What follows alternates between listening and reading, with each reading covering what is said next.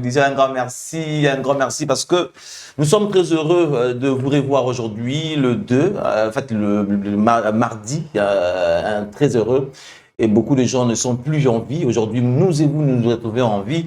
Nous devrions remercier les maîtres des temps et des circonstances, l'Éternel des armées, pour nous avoir accordé cette chance. Merci beaucoup à vous. Merci également à tous les abonnés qui sont en train de nous garder, nous prêter attention à chaque fois. Nous vous disons un grand merci. Merci beaucoup à vous. Continuez de nous faire confiance, continuez de vous abonner dans nos différentes plateformes TikTok, YouTube, et également www.lespotentiels.cd pour ne rien rater sur les actualités, également X, les potentiels, et il y a aussi Facebook, lespotentiels.cd. Donc, entrez-y et vous ne serez point déçus parce que là-bas, vous y trouverez les informations de la République démocratique du Congo d'ailleurs et vous serez informés 24 heures sur 24. Aujourd'hui, nous avons le réel plaisir de recevoir pour vous Joël Anguilla après son voyage au niveau de Mbandaka, là où Motolona et Fandaka, il est de retour ici à Kinshasa avec nous.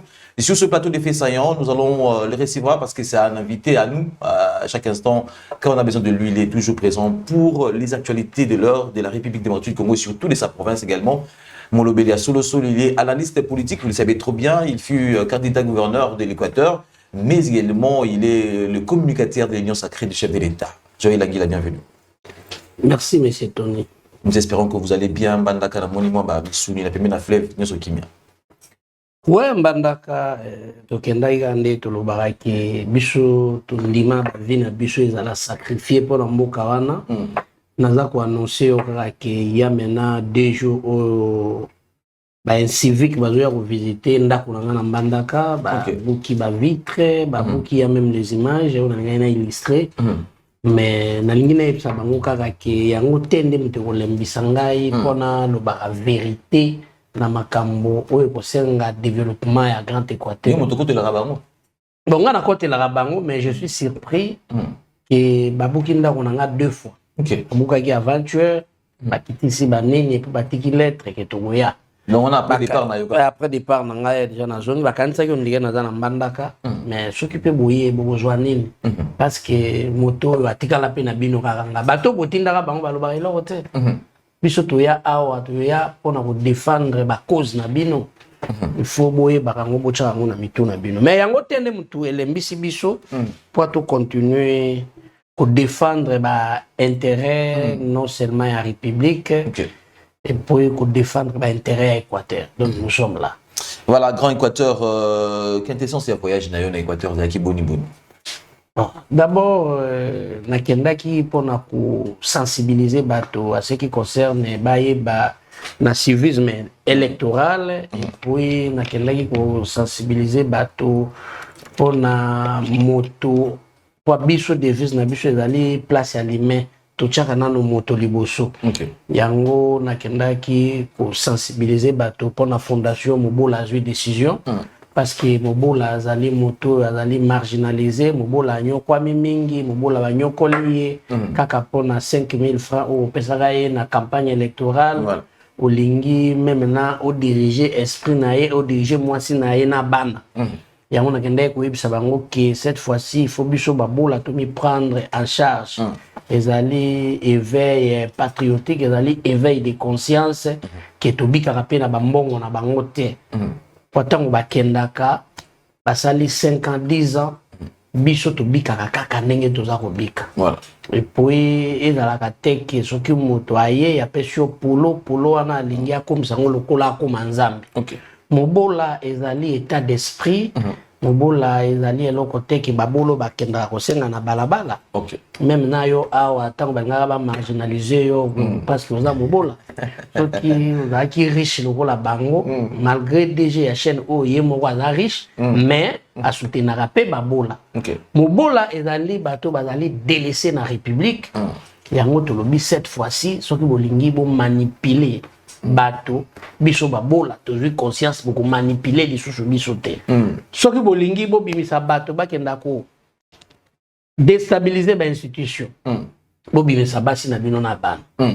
Ezali te basi na bino ba vivre na poto, bana na bino ba roula kan carrosse, mais biso to continuer ko kufa ndenge tomonaki na babimisaki bato soki bato bolingi boloba o te barévise constitution te bobimisa basi na bino na bana barevandike na balabala eza teke bobengaka babola likolo ya 5000 francs ndenge boloba baza banyama soki tobengi bango bakoya kaka pa topesa bango 5000 yango nazorapele bandeko boya na bino te boya te pa bobikaka na bambongo wana te le contraire bomi prendre en charge boluka makambo oyo ko permettre tombola bino ata moke et puis boluka tomi soutenir entre biso na biso babola marginalisation eleki trop même na ba entreprise même na partout bazo souffrir kaka babola o bapesaka bango valeur yango biso moko tomi prendre en charge pour toi affronter bato wana o balingi ko déstabiliser vie ya babola.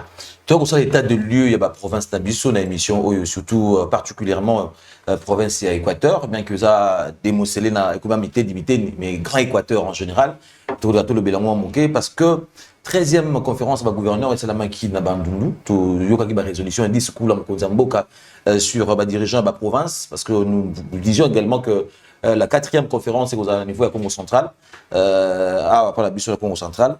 Alors, on a un discours à chef de l'État parce qu'aujourd'hui, Baboyaki même, il a même consigné, Bisaki, ministre intérieur, Jacques Chabani, où il passe à la motion dans le Parlement, initié par un député également, que la motion, topé, lever l'immunité, au gouverneur à l'obib, oh, ni boy. Et ça a l'issue sous tête, tout le gouverneur, c'est la motion dans le discours à chef de l'État, quand vous l'avez suivi, dans le niveau à Bandundu, au milieu de Black Ningani.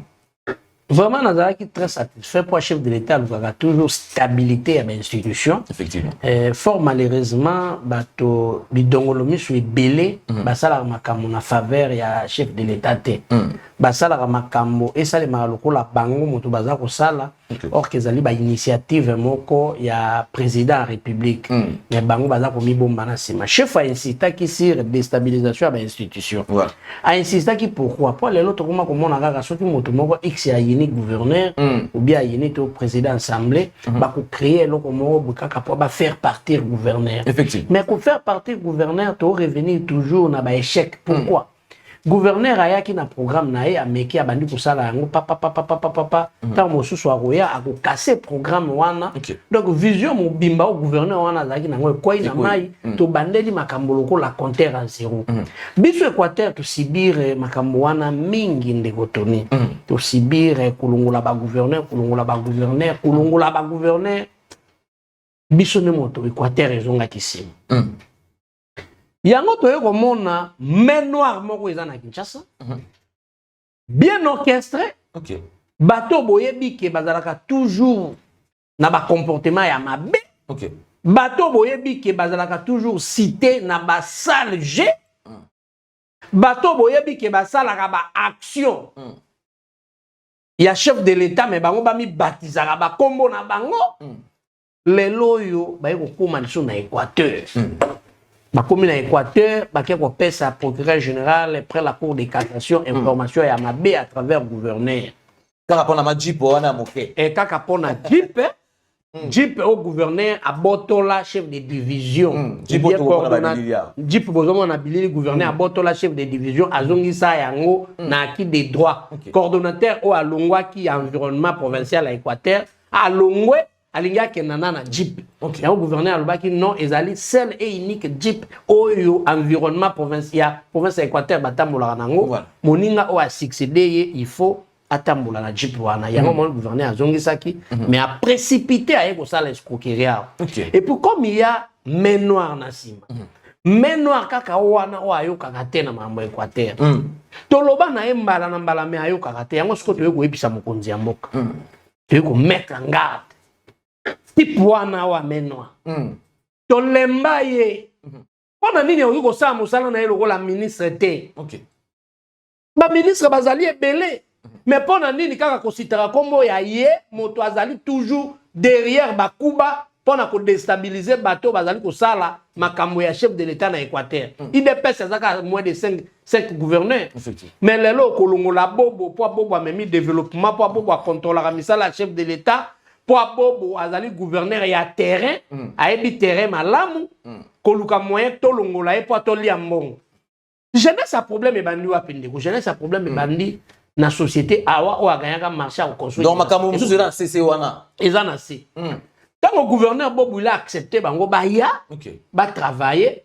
Lokola bande ko mususu bazalaka toujours. Ba congolais a très mauvaise foi o bazalaka na Kinshasa awa. Ba créer cabale pour ba longola awa wana gouverneur lobité biso tozana besoin ba projet nyonso eya. Pour na bénéfice Équateur. Habiter lokola ba projet en ezoya. Pour ba contrôler yango bien ba continuer moyibi pour motomo abungi teke biloko nyonso o bino bozalaka derrière yango ezalaka toujours kaka ba inachevé bolingi pe bokomisa Équateur siège ya ba inachevé bozwi sikoyo bolingi bobeta kuba na bino bolongola gouverneur po boyela biso ba inachevé bokokutana na biso population moto akosa bino te yango nazo rappeler bana Équateur bofungola miso toboyi to sibir sort ya bakanza. Gouvernement bimisi mbongo pe bato bale yango. Lelo yo ekoma Joël Ilangila na bakasho. Tolele li chef de l'état ma université moderne yo ki ma adekese mbongo. Bolingi sko bolongo la gouverneur Bobo pona bino bo contrôler mbongo wana. To yebi yango très bien mais beaucoup egolekate. Yango mokonzi mboka tozo interpeller aye ba désordre nini bandeko wana bakenda kotia na province ya Équateur. Mbongo ya bakanza balia emonana te. Bango wana bazolika ba gérer les sous mbongo ya université moderne na mbongo ya infrastructure mususu o botia na balabala. Mais je apparemment yebi bango bien mais pour nani ko donner ce bango te parce que jeunesse. Mais tango déjà tozolo ba awa ezali dénonciation. Dénonciation toza ko sala o eleki o ezawa. Mais obombi bango te. O ya bungi bato. Est-ce que pena nde nazolo o ya bungi biotoni na ba téléspectateur bazola na biso o abungi bato balinga ba menwa ya Équateur balinga développement Équateur te o bazalaka na Kinshasa o abungi baona bato tu bayebi bango nde balia kambongo bakenda osala ba trafic d'influence na comme chef de l'état baloba bango ba chef de l'état na pouvoir bango balukela chef de l'état mbongo na habité soki bango bakenda ko voter biso président Tshisekedi to habité yango toza ko mettre en garde moto nyonso oyo akomeka bakokuta na biso na nzela na ba siko balingi ba lever ba immunité ya Bobo Boloko na niveau Équateur wana est-ce que ba députés nationaux bango pe bazak ba corrompu oyo bazoko luka pe que ba déstabiliser Bobo topé Kanyake uti ki ça va nengo yo koloba etamboli déjà na bango pour que aya ba longola ba immunité pour répondre à ba députés nationaux bato bazana bango ba innocent. Les députés nationaux au Bazali originaire à Équateur, donc que l'Ingate Équateur, l'institution l'a déstabilisé. Effectivement. Mbongo zotande awa. Toyebi même na ba agence sur Bogoti na mbongo. Mais on est allé ba preuve à détournement. Monsieur le progrès général après la Cour de cassation. Mbongo zote pas membre moi gouvernement, atteindre la député provinciaux pour ba déstabiliser ba institution ba longo la gouverneur. To sengi no landelango. Ba to service année de MIAP, CNS, tolobi ke bazolinga balongola gouverneur pour ba mbongo en Équateur, bazu batindeli ba député provinciaux mbongo. Président Delcy Mata, président de l'Assemblée provinciale, il faut la reconnaissance en vie. Qu'est-ce que Bobo n'a pas fait pour vous? Monsieur Delcy Mata, yo to eba pour na monsieur de pour na gouverneur Bobo. Ba biso kutu to mi to bunda pour na gouverneur Bobo mais le biso to za na ba fonction nini au gouverneur appelle ça biso. Mais yo ba pesa yo tout. Hein? Ozalaka de zéro monsieur. Ba commission nani ministre à finance na gouverneur Bobo. OK. Olongu ministre à finance ba commission DG à DGPEC. Il y a Équateur. Kaka na gouverneur Bobo. On a au salata au salama côté. On vous a préparé OK na ba élection awa. Grâce à la gouverneur Bobo Oye comme député provincial, il vous a fabriqué comme le président de l'Assemblée. Ce que je parle, c'est la vérité. Tout le monde va bien. Mais pour une ingratitude, il y a un modèle. Nathalie Lobi Stati, le président de l'Assemblée, n'a regretté. Je ne croyais pas que yo, M. Delcy, Matadelsi, Motoko, ça m'a mais je comprends devant la mbongo, mon Christ, azate. Ozola na mbongo, mbongo, mbongo, ya nini. Ozola ba millions, comme on a président de l'Assemblée, va fonctionner. Mais ya. Ozola ba émolument, on dit qu'ils ont gagné combien? Mais bon, outil conférence des gouverneurs, chefs de l'État, ben dibino matoy. qui a boyi déstabilisation de l'institution. Mais pendant nini olingo za la manipuler na un individu o alingaka manipuler république mobimba. To lembiye loko alobi ki abomaka bato aboma biso. Aboma biso mais to boyi na Équateur akenda kosala ba bêtise wana na mboka na ye. Mais maraba boyango te bazotindela ko bato ba menacer ndako na yo tout ça. Mais yangona bon yangona moto ko lembisanga na loba yango kutu renforcer nga tout force na ko dénoncer bango le subo. Ndeko Tony to lembi nous sommes les Équatoriens to lembi freinage. Ville na biso ezui élan. Batikango est décollé ndenge ezui élan. Université moderne ensemble nous na minito to komi wapi. Université moderne to kozala ngo wapi. Nazo mona nazo ko dénoncer partout dans les médias, les médias, mais sous toujours on a de partout, mais où en sommes-nous exactement dans le moment où vous allez kuna tokomi wapi na minito. Ndeko na kanda moni na komi na kanda makasi pona mboka na biso mboko yo esala ke biso nyonso to lelo boye ba biso ba joye ilangila eza ville mbandaka. OK. Tozala na ville mosusu te en dehors ya ville wana et pourtant toujours komona ba désordre toujours continuer. Et ça, la rabicho toujours passe dans mon thème. De quoi, ce qui concerne l'université moderne, j'ai déjà tout parlé. Oui. Marché a déjà PESI, il y a deux entreprises AWA et puis CCE. CCE, il y a une entreprise qui a une université. Bon, le coup, il y a une uniformisation à l'université. CCE, il y a une université. À la fin, il y a le marché. À le marché, et puis AWA. Puis à un marché mosusu ya kotonga assemblée provinciale na ba infrastructure mosusu. D'accord. Ma banzela biloko eze belé o awa pe a bénéfice. Bâti mo équilibre. Bâti équilibre na félicité ministre honorable John Banza, ministre infrastructure parce qu'il a la kisi maturité puis a la kisi qui a vraiment expert na domaine wana. Donc université bientôt premier ministre a lancé des travaux officiellement. OK. A lancé des travaux biso souci na biso za rande université tongam. Pe université malonga moderne. Tous un problème ya mototé. Tous un ba discussion ya ba entreprise té. Biso souci na biso za rande ba projet ya na province Équateur pour tous ala ba bénéficiaire ya biloko ekotika la wana. C'est bien. C'est ça notre souci. Yango pona mamba université donc que se plaindre était. C'est bon.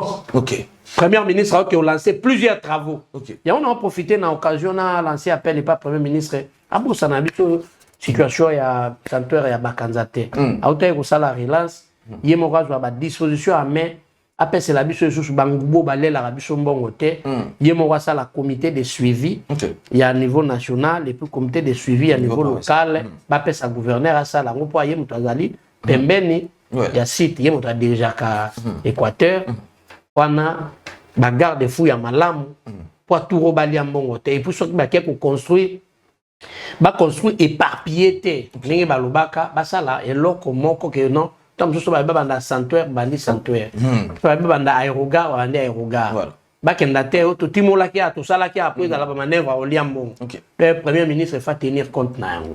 Voilà, mais le tili qui na niveau Équateur la minute est-ce que you gain de cause déjà ou to pe mboza ko saka plaidoirie par rapport au tili qui va te belé ba ko lela lambanda ka le tili qui malgré mais est-ce que vous allez kuna le outil kuna avancement ito ite. Te le tili qui tozana le tili qui te. Na mbandaka tozalaka molili. OK. Yango tozo continuer ko plaider pa mokonzi ya mboka. Lelo yo osungi biso ba projet yene Équateur, mbongo yene Équateur. Courant ndeko na website yo 1 mégawatt ezaka na 1 million de dollars. Pendant le baka 2 millions na mona ndeko Christian Lusakono atapara na Google a rappela nga bitende ko Joël ezalaka 1 million de dollars 1 mégawatt. OK. Mbanda ezana besoin ezwa 100 mégawatt te. Voilà. Mbandaka avec seulement 10 mégawatts, Mbandaka Mombepeli. Voilà. Avec 10 millions de dollars, Mbandaka Mobimba Tozu courant. Tozo lele pa mokondiamboka ndenge ya lobaka. Asunga biso, atiela biso lotiliki po emema développement na Équateur. Tango siko toyo kolela lotiliki ya eza pona ndako joye ilangila ndebo na ko buka yango moko moto epela non. Vraiment. Vraiment. Et ça pour un intérêt communautaire. Mais tout le la pour intérêt à Mboka. Pendant nini boyoka kabiso mabe. Ndenge na ye awa na le potentiel télévision. Est-ce que nga na sala chaîne ya le potentiel télévision te? Tant mon sous mbongo ezalaki bana nga ba melatina tongo na tiki yango na chaîne. Pendant kolobela ma Mboka. Mais il faut que vous quand même reconnaissez pas moto azole la pendant ma Mboka boy. C'est bon. Mokonzi ya Mboka toza kolela bino lotiliki. Mbandaka eza molili. Sunga biso na 10 millions de dollars. Tozwata 10 mégawatts pour permettre 14 000 ménages et joie courant na ville lotiliki na ville ya Mbandaka. Après université kotongama il faut lotiliki sur lotiliki ya te ba tiga ba otanga ndenge nini de place yango ba kotongana ozane molili. Voilà. Et puis 10 millions ngopé otamba na ça la bateau balingaka te que province équatoriale évoluer. Batamba na ba poche na 10 millions. Voilà. Ola bimisata asa voilà. Que équateur peut jotta lotiliki balba voilà quand même aussi maman Laurent non. Mais hier olukande 10 millions wana yalia. OK. Yacha na poche babengaka ye ba komonyo zo lokumu. O babengaka bango. Ba misu babengaka bango ba crocodile, ba misu babengaka bango ba ngando, misu ba koi, ba leopard. Ala ba ko balingaka babengaka bango na Kinshasa. Ba komba lokumu. Ba kombo ya lokumu. Ba misu bamelaka bato. Ça c'est quoi ça? Pourquoi ça? Pourquoi bolingi kaka na Mbandaka bo détournaka mbongo? Mokonzi ya Mboka sunga biso opesa biso 10 millions ville ya Mbandaka ezwa électrification ya malamu. Toyebi que réquisitoire oyo bosali chez Kosimba langote parce que le chef de l'État a dit, les garants de la nation alobaki yango, il ne faut jamais destituer l'institution et kotambola parce que nous avons besoin de ça d'abord. Tout un ordre pour ça tu vas destitution tout suka lango wapi. Et puis au-delà destitution on a ezango ka kanya kanem de tambola. Mbongo ya l'État de tambola la poche à batu pour corrompre les députés nationaux, provinciaux pour déstabiliser le gouverneur Songolo Paka. Et cela est avancé de l'autre côté. Mbongo wana so ibochango atabo so ba panneau pour que une grande partie équateur ils allaient éclairer. Mabe ko sala wapi.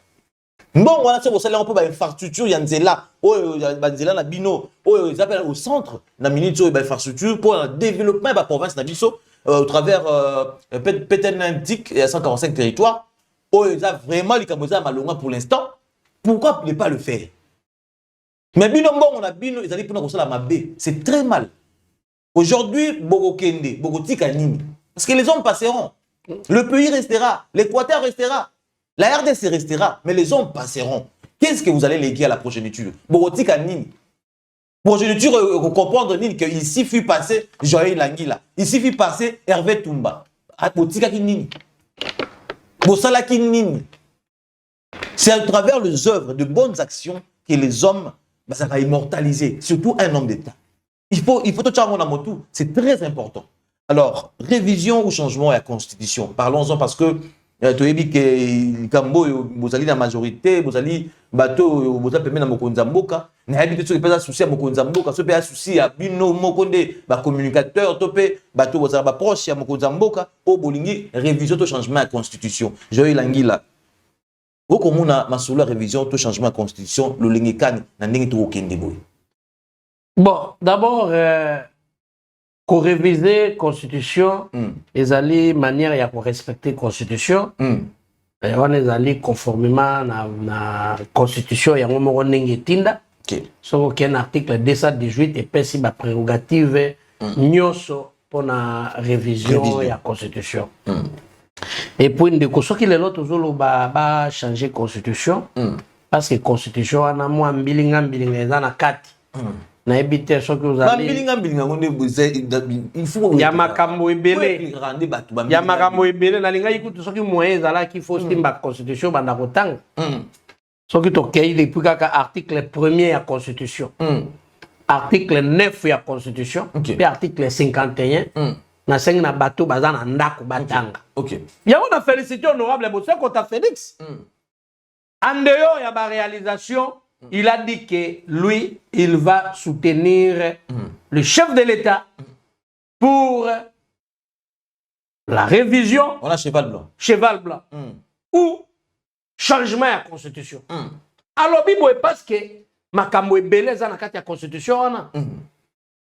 Notamment l'article na otangela yo 51 9 article premier bato batanga ngo. Bakomona ke moi flou eza na kati. Il faut ba changer constitution wana pour permettre pe aussi que bato bazala na moi autonomie na mboka na bango. Parce que makambo eza ebele wana. Yango honorable Félix Boseko tamatisi ba banderole République Mobimba. Tout le monde partout. En dehors, il y a ma réalisation à ça, la réalisation palpable. Azali lobo la miyibi otomo na raté. Il n'est pas un voleur. Na kombo chef de l'État. Pe na kombo IDP Azali représenté na Augustin Kabouya. Voilà. Na félicité honorable Félix Boseko ta continuer na esprit ya humanisme, continuer na esprit ya incarnation oyo ozali ko incarner vision ya Étienne Tshisekedi. Continuer na esprit ya patriotisme ozali na yango lokola Félix Tshisekedi ozali ndoi na yo. Coup de chapeau kende liboso honorable Félix Boseko ta ba batubele ba ka ote ayaka kokumisa Félix Boseko. Mais ngana ya kokumisa Félix Boseko ta par rapport à ba œuvre. Tango ota mama malonga ota. Tango ota mamba bien so ngana tikaye na kumisete na la nabino miyibi. Mutako tonga na babwende biloko ebele ya malonga eko yede ba. Bazo pesa bino mbongo na babwende wana. Botonga ba infrastructure boza koyiba. Pour votre information nazo rappeler. Nathalie Caméra na ebisi bana bwende boza kolala pongi me bambongo na bino eza koleama na Kinshasa awa. Na lolengi kali. Bana bwende na ko rappeler bino ke mbongo na bino ya voirie plus de 8 km, plus de 14 km. Mbongo bima déjà 8 millions de dollars balia yango awa. Oh. Mais ndeko me bino kona na Dudu Famba te. Dudu Famba éclairé makambo tout. Balia awa na Kinshasa. Balia mbongo ya bana bwende ya kotongela bango ya voirie na bango awa na Kinshasa. 14 km. Tolongwe wana ndeko. Gouvernorat provincial ya Bwende etikala inachevé mbongo nango balia ngo na Kinshasa. Tolongwe wana ndeko aéroport batonga aérogare ndambo batika ndambo Bwende soki bokiti bokita na poto avion ekangami so mbule beti balia yango yango naza ko rappeler population ya Bwende bofungola miso. Honorable Félix Boseko ta nasengi na yo il faut olande la situation wana pour na monaki gouverneur na président assemblée bazolande la yango yo lokolo zali eli ya Bwende zwali kamwana ame landela yango pour opesa bana Bwende communication ya malamu oyo ko apaiser bango pour siko tension eza na Bwende par rapport ya bambongo na bango o balia bakoki kondimaka te tango siko to ya tolobelaka kate kwa te toyaka apona ko défendre que ba intérêt ya Grand Équateur et kende liboso développement na ngoya. Il y a plusieurs acteurs politiques na Chouapaona. L'honorable Jacques Njoli. Mbongo yango na liami bo sala suivi bo pesa quand même bana Bwende éclairage ya bien. Yango baeba ngo to baeba ngo te. Vraiment. Baeba to baeba ngo te. Yango wana bana Bwende bo fungula miso balia ba mbongo na bino. Mais à ce qui concerne la révision constitutionnelle ou bien le changement, nous sommes d'accord parce qu'il y a plusieurs articles oyo basala yango bien te pour la constitution, il y a 1+4. C'est l'article premier de la République démocratique du Congo et dans ses frontières du 30 juin 1960. Les droits indépendants, souverains, unis et indivisibles. Naviguer rapidement pour expliquer ton article 51. Article 51. Après tangango, yo moko tanga article. Vous savez que tapé to kostenga na akine pe na chwa na Bwende a expliqué pe bana Bwende quelles sont les vraies raisons puis un changement de constitution parce que il faut battre pe ba et là qu'on a annoncé OK ndeko Tony okokena na équipe na yo tango honorable Félix Boseko ta kokende Bwende. OK. Kala mingi te azoke Bwende pour ko expliquer bato changement de constitution pour ko expliquer bato ba article toza ko évoquer lokola ba 51 na ba article 9 ba kenda ba ye ba siki et là on nini o est motivé que va changer la constitution. C'est très important. Sinon, la population ne comprend rien. Vous ne comprenez rien. 51. L'État a le devoir d'assurer et de promouvoir la coexistence pacifique et harmonieuse de tout le groupe ethnique du pays. Il assure également la protection et la promotion de groupes vulnérables et de toutes les minorités, hein, si je pense ça. Hein. Voilà. Pour protéger la minorité, Rwandais, Banene, tout ça. Vous voyez maintenant, Mamotozolo va changer la constitution. Ok. Il y a plusieurs articles, si on a bien évoqué, on a énuméré quelques articles. Ok. Il faut changement de la constitution et ça. Na promettre to kitana yo na boende ok na romona poa na ndenge bazo ba pétition ba to ça pétition mais on a Félix Bosekota sera bien 100 000 signataires on a moins de 2 heures de temps. Voilà. Na boende wa Cheval blanc. On a indako. À 800 000 signataires à matière ko déposer. Mais le la manière ya ko changer constitution bien ko réviser et ali ebelé. Voilà, Félix Bosekota, vraiment un acteur politique. Il faut l'honorable député. On l'appelle respectueusement Abouende Achouapa, cheval blanc, donc l'homme du peuple. Nous aimerions que vous puissiez également éclairer la population d'abord, à tout moment.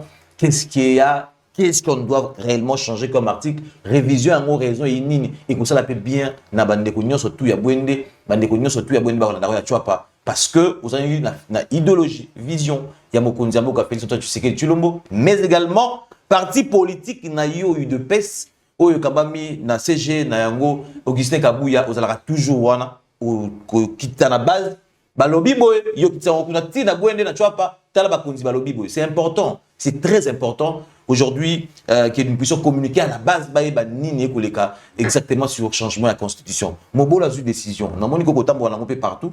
Batolelo ba uzuma maele likolo ya Mobola zu décision mais Mobola zu décision batebeli baza kolinga ba adhérer pe na asbel wana bazala pe na mouvement wana ba komituna comment ils doivent faire et quelles sont les vraies raisons o etindi joye langi la lelo asa la Mobola zu décision pour oina kanda basali onko topeni.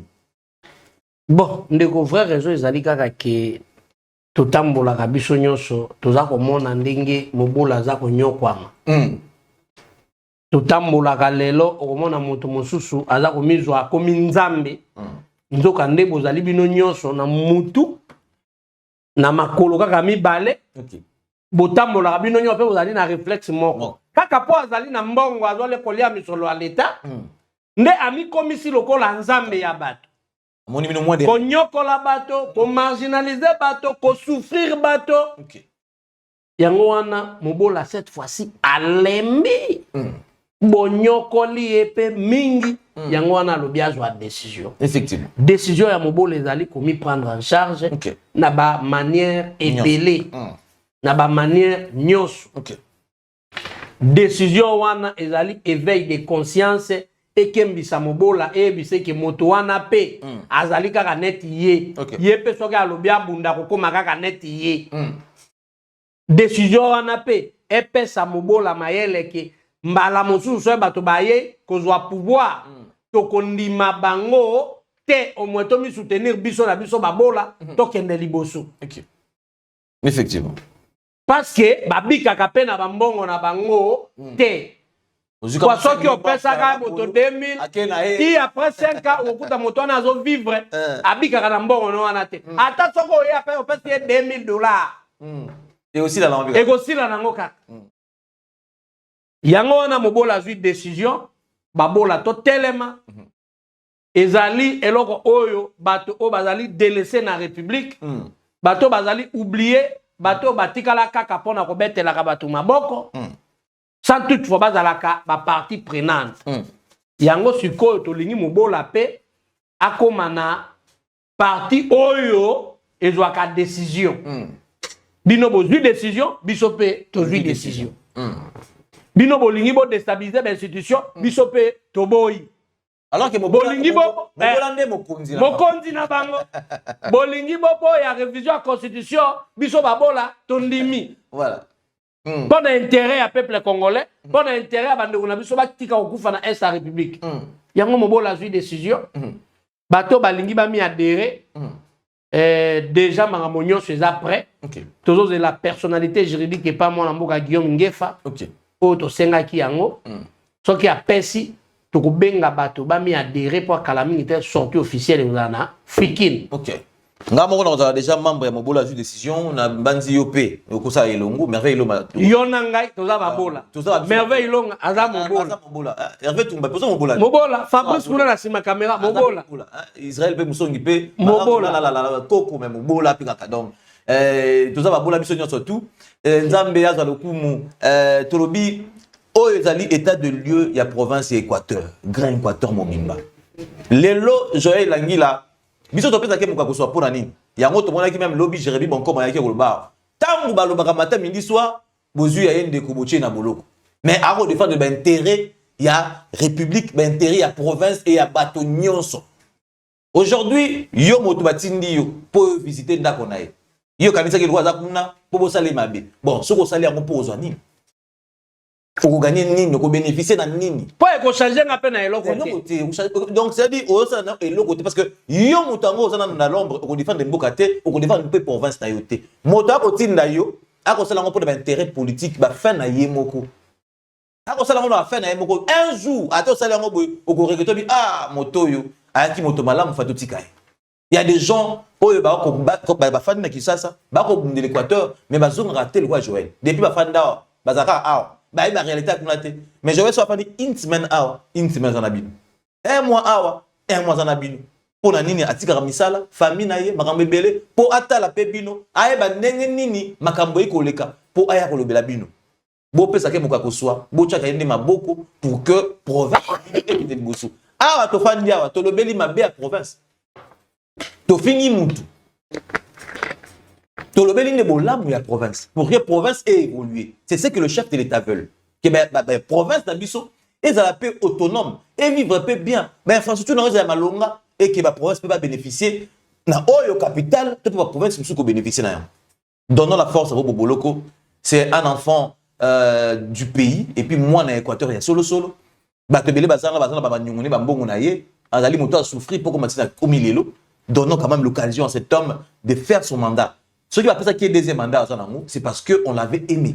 On a vu son travail, on a vu sa vision, babité moto autotikae a continué. Yo moto Jeep.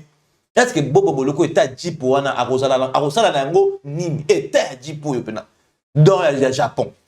Arosala nango nini. Combien de Jeep ou yemoko aïe nango bien ba ne banang. Combien? Ce sont des faux dossiers tu comprends que na c'est nango ma bezali. Jeep amboy, un gouverneur a fait combien de mandats? Ah ouais la Jeep ou et puis à tout ça on a qui des droits. PG déjà kuna Équateur na liboso a bien au faux dossier. Il doit pam. Allez bon on les sous beaucoup ici bâtiment pour déstabiliser les institutions beaucoup zamboka boui. Oh c'est trop. Les jeunes de l'Équateur, mettez-vous comme un seul homme derrière votre gouverneur pour mettre hors état de nuire bateau balingi ba baby ça déstabiliser pour mettre Sabino. Ce que vous comprendre était tolobi. Hein sanctuaire bakanjikenda petit le boto banyoka batiti tilelo balobela les sous-souté ba bosana. Mesdames et messieurs, ça n'est fini pour aujourd'hui. On vous dit merci et ciao. Très bien. Alors, non, je suis Ah ouais.